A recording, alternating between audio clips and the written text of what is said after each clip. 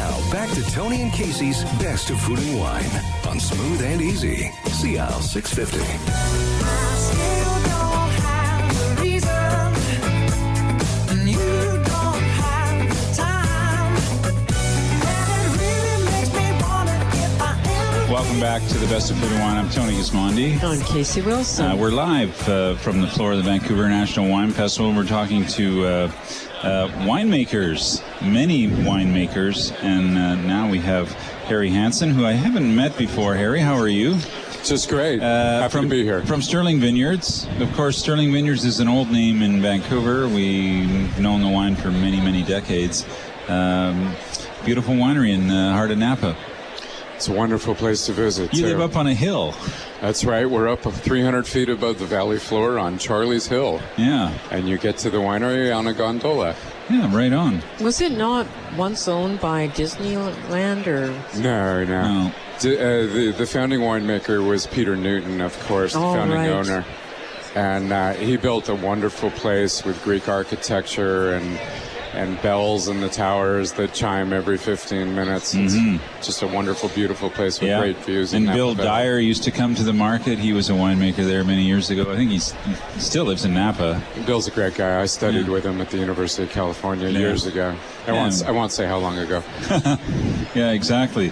So how would you characterize Sterling today? So Sterling today is a great place to come visit, first of all, and we're enjoying a real renaissance in terms of the wines. We've spent a lot of time working on technical upgrades and producing wines with a little bit more of a modern twist. We've spent a lot of time replanting vineyards and doing techie sorts of things within the winery with temperature controls and opportunities for really having great control over fermentation and aging. Still making Merlot, I see. We're going to taste one here. Yeah. Merlot, we started in 1969, and we haven't missed a beat since. Yeah. And it used to make, I remember, it was a Three Palms vineyard. I don't know if the palms are still there, but the vineyard, there was a wine that was made called Three Palms For many, many years, we made a Three Palms Merlot. Yeah. The palm trees are still there, but unfortunately, we no longer have access to that fruit. We have some other exciting vineyards throughout the Napa Valley, including Diamond Mountain. Yep. Which is still with us after all these years. Great. Well, you brought a Merlot today. You brought the 2012 Merlot. Let's talk a bit about Merlot because it took, as we know, it took a hit in the movie. But I don't know. I'm kind of a fan of Merlot, and I'm excited to see that at least there's some resurgence in it. Do you feel that, or? Sure. I'm fairly excited about Merlot because, as you mentioned, that movie came along and Merlot took a little bit of a hit. It went sideways. And it did go sideways, but what happened is people took out bad Merlot from all the sites that Merlot should not have been planted Good. to. That was great then. That was the positive side. What does that mean to you? Like, what is a Merlot site, and what is good for Merlot? Well, in Europe, of course, a classic Merlot site on the right bank is one that has the blue clay. Yeah. In California, we have sites in Napa Valley that have quite a bit of clay, and what the clay does is it gives up a little bit of water to the vine all throughout the growing season. Right. And so, of the two Bordeaux varietals that are the most prevalent in Napa Valley, the Merlot and the Cabernet, the Merlot takes a little more TLC. And what doesn't go with Merlot when it comes to food? It's just such a great food wine. It is a fantastic food wine. I like it with a pasta, a red sauce. I like it with a piece of beef. I like it with pork is a great choice. There's a lot of different things that you can pair with Merlot. In Sterling, the Merlot, I want to just talk a little bit about the structure. It's a soft wine, but of course, if it has the right acidity, it becomes really it seems energized and fun to drink. There's a very vibrant red, sometimes black cherry flavor that comes through. It has a little green note sometimes that I like to call martini olive. Yeah. There are people who think that it's a lot like Cabernet, but I think it's got its own characteristics and it's a little bit more delicate. Well, and of course the tannins are softer. I would, compared to Cabernet.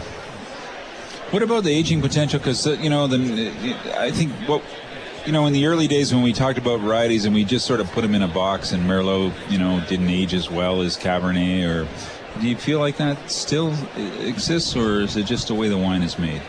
Well, I always joke with people when they ask me about it. I say, I'm sure it will age all the way home. The statistic is something like 98% of all wines are consumed within 48 hours of purchase. Yeah, maybe minutes. I think that there's no problem with this particular Merlot that we make at Sterling going 5 years. But I don't really encourage people to age Merlot or to age Cabernet, for that matter. Wines in general, because most of us don't have a really great place within our home to age it. That's correct. And if something warms up and the bottle starts to push the cork a little bit, you get some oxidation, and then your investment is lost. So I would really encourage people to seek out wines that they like and drink them. Don't age them too much unless you're got yourself a really sophisticated wine cellar. I know. I think that's very good advice. So tell us a little bit about the mix at Sterling today, the wines that you're making. So we make 4 wines for distribution throughout the States, and most of them are available in Canada. In Canada, we make a Sauvignon Blanc, which is based mainly on our fruit in the Calistoga area, with a nice lemon-lime grapefruit profile. Yep. We make a Chardonnay, which is a blend of Carneros down by San Francisco Bay, and the Oak Knoll area, which is just north of the town of Napa. So a lemon and maybe apple, if you will, kinds of flavors coming through. Very traditionally barrel fermented, of course.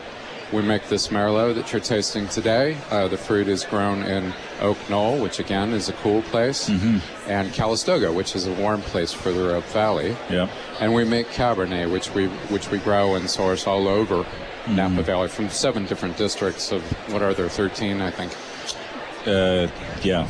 We're going to say that. I thought it was more lately. I didn't look at the map lately. Yeah, there seems to be a new one every once in a while now, but 13 sounds good. And I've heard a rumor this might be the perfect Oscar wine.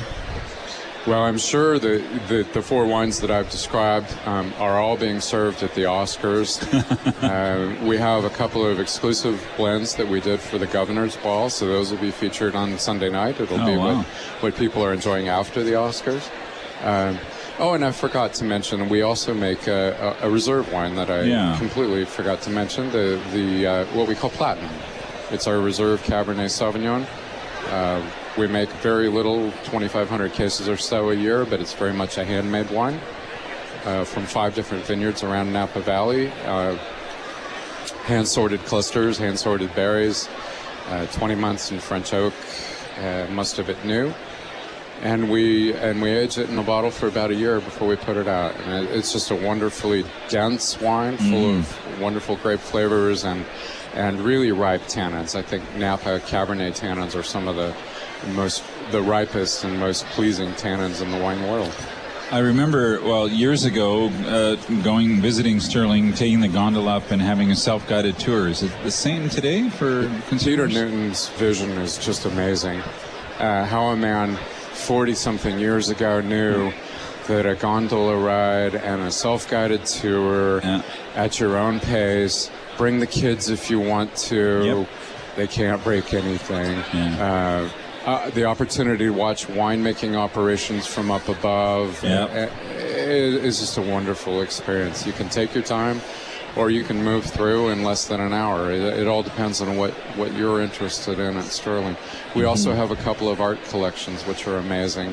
The Veronica de Rosa collection, which is, of course, the de Rosa's on the Winery Lake Vineyard, which is very famous in Carneros and had a long-term relationship with Sterling and with Peter Newton. And then we also have a lot of black and white Ansel Adams photography, which people come to see as well. Yeah. There's a lot of reasons to visit Sterling. And we've got something for a lot of different people. Yes. And is this your first time at the festival? This is the first time I've been here. I've known about this festival for years, and some of my associates have been here previously, but this is the first time the boss has come. Great. Well, enjoy a couple of days in Vancouver. It's not a bad place to hang out. You know, I was here last June for 3 days, and I had a marvelous time. I'm so happy to be back. Yeah. Got to pinch myself a little bit. The wine and food scene here It's is great. so much fun. Yeah, it is. And I had a little microbrew tonight that I just love too. Oh, wow. That's great. It's an amazing place to come to. Yeah.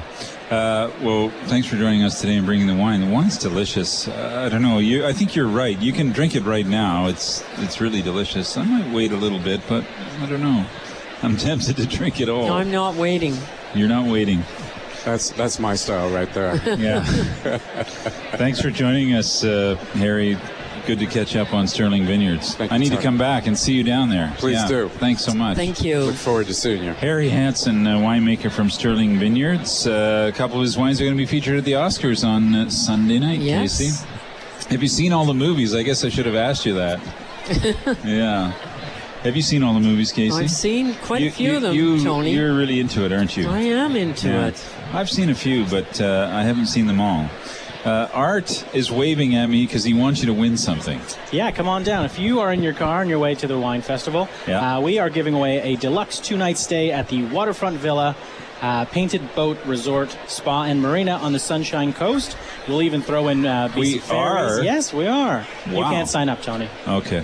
It's a $2,500 package, includes BC Ferries, a deluxe breakfast, a couples massage.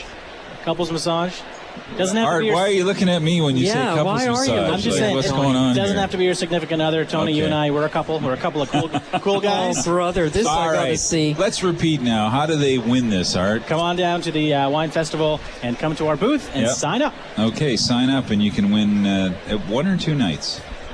Two nights. 2 nights. Lovely. On the Sunshine Coast. Okay. Painted Boat. That's hour 1 of many to come. It's the 38th annual Vancouver National Wine Festival. Italy is the theme. The building is packed. The wines are delicious. And the conversation is even better. You're listening to the Best of Food and Wine, and we're live at the 2016 Vancouver International Wine Festival. There's plenty more to come on the Best of Food and Wine on Sea Isle 650.